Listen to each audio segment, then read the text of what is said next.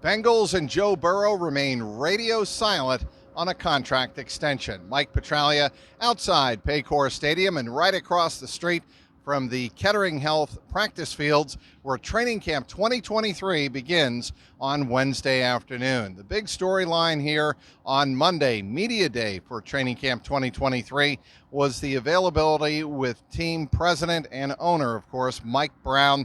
Mike Brown saying that there is no update on any possible contract extension with the Bengals franchise quarterback. I asked Mike Brown if he is close to extending Joe Burrow to a deal that would make him a Bengal for life. He said he understood the question, he understood the nature of the inquisition here, but he has an agreement, as do the rest of the Bengals, with Brian Aralt, Joe Burrow's agent, and CAA, the sports agency representing Joe Burrow, to remain quiet throughout the entire process. And true to their word, the Bengals and Joe Burrow have not leaked any details whatsoever. Yes, Joe Burrow said early on in the process, back in May, that he would like to have and help the Bengals extend not only himself, but keep some players around him, namely wide receiver T. Higgins, in the mix, along with third-year receiver Jamar Chase. Of course, that would be ideal for Joe Burrow because he wants the weapons. But after Joe Burrow made those comments back in May, he was asked again in June during minicamp, and he said, look, I've said what I'm going to say. I'm not going to say anything else until a deal is done. Well, Mike Brown reiterated that here on Monday, as did Director of Player Personnel Duke Tobin. He said, look, we are keeping quiet until any possible deal actually gets done. Then we'll talk about it. So give the Bengals credit, give Joe Burrow and Brian Aralt, his agent, credit for keeping radio silent. No distractions, no drama. So any possible extension could come tomorrow, it could come Wednesday as they open camp, or it could come in a couple of weeks. But still, in my estimation, my best guess would be that this contract extension definitely gets done before the season opener, September 10th in Cleveland. As for other issues here on the table on Monday afternoon, Mike Brown asked about the 2-year extension, or actually the 2-year restructure, I should say, of running back Joe Mixon.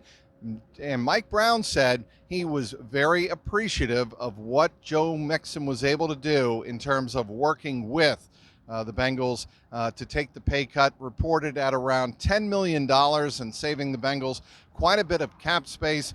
That deal will probably not only help in Joe Burrow negotiations, but T. Higgins as well. Mike Brown, if you're wondering, obviously not giving any details as to how far along they are in the T. Higgins process.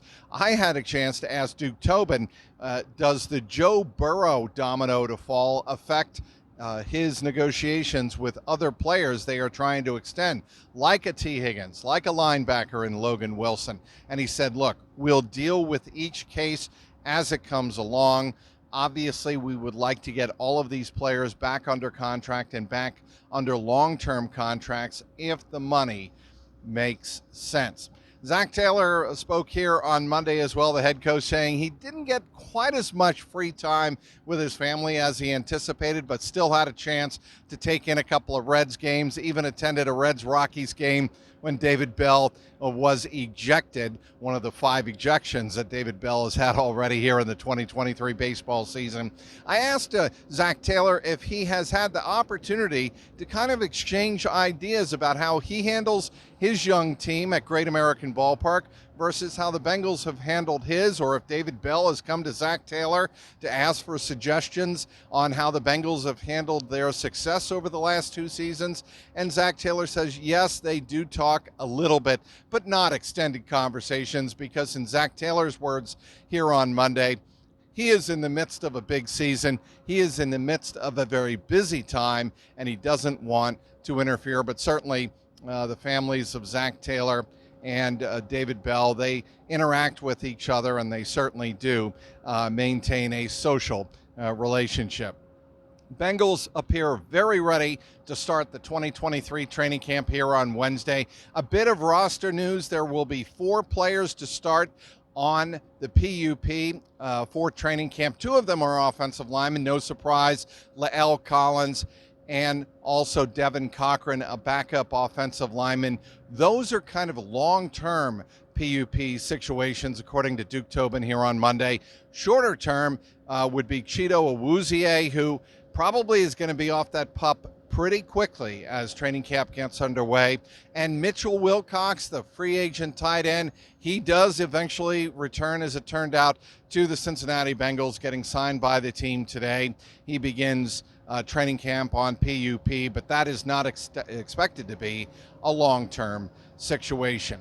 Lots of news will start to break here on Wednesday as the Bengals get into their training camp preparations. The first preseason game on August 10th against the Green Bay Packers, and of course the season opener on September 10th in Cleveland against the Browns. For complete coverage, be sure to follow me on Twitter at Trags, Trags, clnsmedia.com, and be sure, as always, to tune in and subscribe to my YouTube page at Jungle Roar Pod, all one word, at youtube.com. Want to hear all of your comments, good, bad, and indifferent.